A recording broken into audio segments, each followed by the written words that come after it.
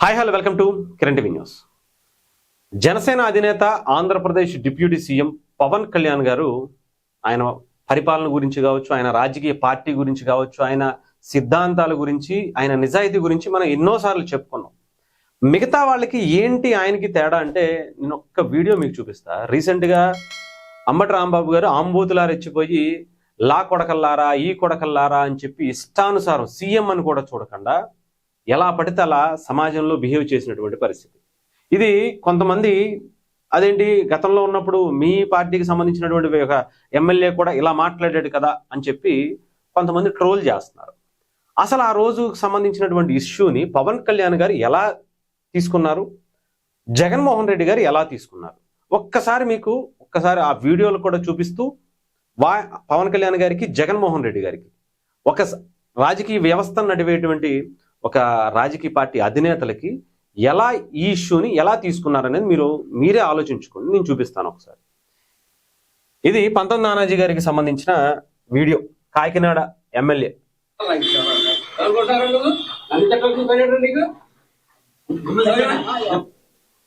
Video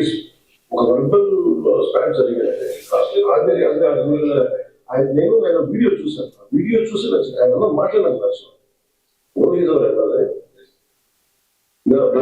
మాట్లాడాడు 15-20 నిమిషాలు నా దగ్గరికి వచ్చింది. వెంటనే రావాలని చెప్పారు.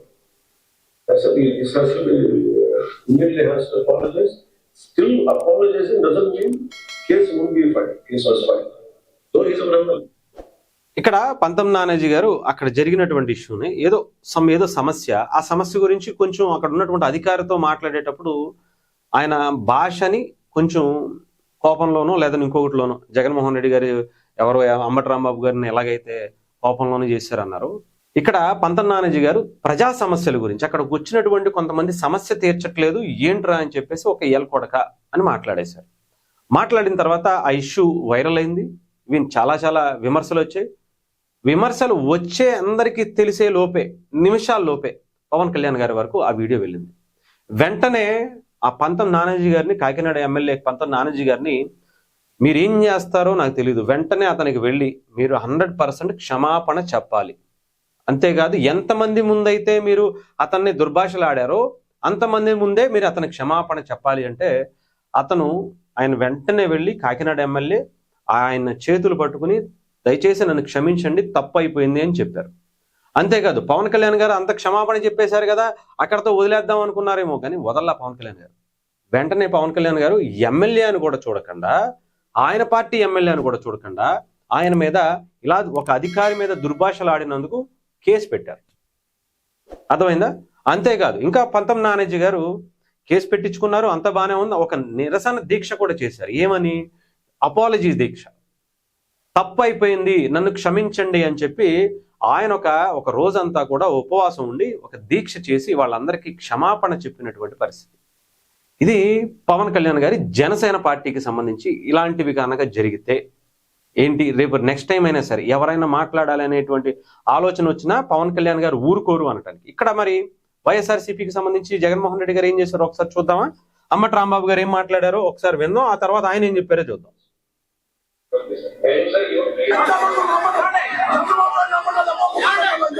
రెస్పాన్స్ రియాక్ట్ అయ్యాడు ఆయన. ఆ రియాక్ట్ అయ్యే దాంట్లో ఆయన నోట్లో నుంచి ఒకడే ఉండడం వల్ల నోట్లో నుంచి 2-3 తిట్లేమన్నా తిట్టాడు. ఒక రియాక్షన్ గా జరిగింది.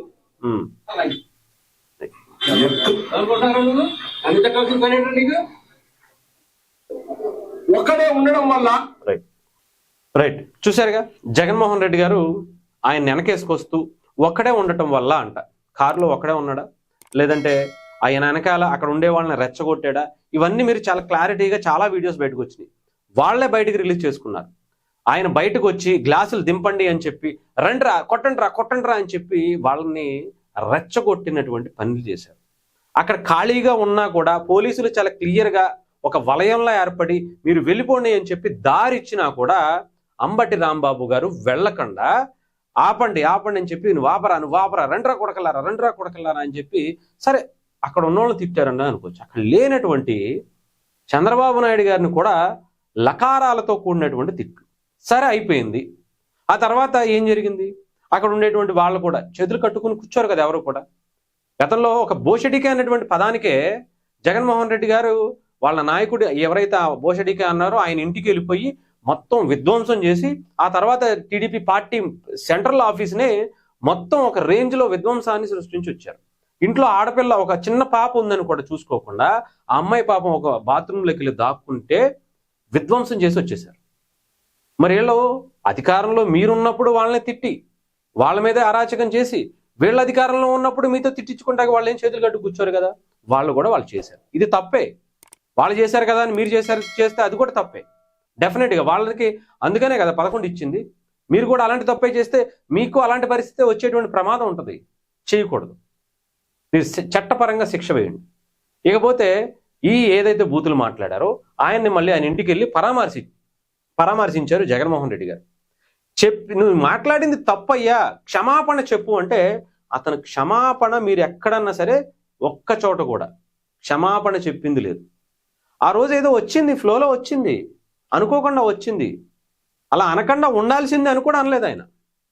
సరే అయ్యింది ఏదో వచ్చింది, వచ్చేసింది ఏదో గబుక్కున అయిపోయింది, పొరపాటు జరిగింది అని ఆయన కూడా బయటకు వచ్చి క్షమాపణ చెప్పింది లేదు. చంద్రబాబు నాయుడు గారికి కానీ ఇంకొకరికి కానీ. వాళ్ళకు మనదా మరి? మనదా అయ్యా? మనదా అంటే మండింది, తీసి లోపలేశారు. కానీ ఇక్కడ జగన్మోహన్ రెడ్డి గారికి పవన్ కళ్యాణ్ గారికి వ్యత్యాసం చూడండి. వాళ్ళ నాయకుడు ఒక ఎమ్మెల్యే అయినా కూడా చూడకుండా అతని వెళ్ళి వెంటనే క్షమాపణ చెప్పాలి. అయినా సరే అతని మీద కేసు పెట్టాలి. సొంత ఎమ్మెల్యే మీదే, సొంత పార్టీ నాయకుడి మీదే ఆయన కేసు పెట్టించారు. మరి జగన్మోహన్ రెడ్డి గారు తీసుకెళ్లి ఆయన పరామర్శించి ఇది జరిగింది, ఇది ఇలా జరుగుద్ది, తిడితే తిడతాడు, 2 మాటలు అంటాడు, ఏమైంది అని వెనకేసుకు రావటం. ఒక మంత్రి గంటలు అరగంటలు చూపించినా సరే మనం పట్టించుకోరు. ఆఖరికి ఒక ఎమ్మెల్సీ డోర్ డెలివరీ చేసి ఇది చేసినా మనం వాళ్ళని వెనకేసుకొని వస్తాం. ఇంకొకళ్ళు సంజనా సుకన్యాలన్నా మనం వెనకేసుకొస్తాం. ఒక ఎంపీలు అన్ని చూపించినా కానీ మనం వెనకేసుకొస్తాం. ఇక్కడ పవన్ కళ్యాణ్ గారు ఒక బూతు మాట తిడితే డెఫినెట్గా అది చిన్నదని కాదు, పెద్దని కాదు, డెఫినెట్గా తప్పే, 100% అది తప్పే. దాన్ని వెంటనే పవన్ కళ్యాణ్ గారు చాలా సీరియస్గా తీసుకుని అతన్ని చాలా సీరియస్ వార్నింగ్ ఇచ్చారు. ఇంకొకసారి ఇలాంటి నాకు కనిపిస్తే మాత్రం కుదరదు, ఎవరైనా గుర్తుపెట్టుకోండి అని చెప్పి స్ట్రిక్ట్గా వార్నింగ్ ఇచ్చారు. అలాంటి పరిస్థితి. మరి జగన్మోహన్ రెడ్డి గారు ఇంకా ఆయన బూతులు మాట్లాడతాడు. రప్ప అంటే ఏమవుద్ది ఇప్పుడు అంటాడు, ఎంకరేజ్ చేస్తారు. అంటే వ్యత్యాసం చూడండి. పార్టీ మనదైన అధికారంలో ఉన్నా కూడా ఒక వ్యక్తిని, ఒక పార్టీ సొంత ఎమ్మెల్యేని ఏ రకంగా ఆయన ట్రీట్ చేసిన విధానం పవన్ కళ్యాణ్ గారిని చూడండి. మరి జగన్మోహన్ రెడ్డి గారు అధికారంలో ఉన్నప్పుడు అదే, అధికారంలో లేనప్పుడు కూడా ఇలా క్రిమినల్ యాక్టివిటీస్ చేసి ఇలా ఇష్టం వచ్చినట్టు మాట్లాడేటువంటి వ్యక్తుల్నే జగన్మోహన్ రెడ్డి గారు ఎంకరేజ్ చేసుకుంటూ వస్తున్నారు. ఎవరు అసలు సిసలైనటువంటి రాజకీయ నాయకుడు, వీళ్ళకి సమాజం వల్ల ఎలాంటి ఉపయోగం ఉంటుందో మీరే ఆలోచించి కింద కమెంట్ రూపంలో తెలియజేయండి.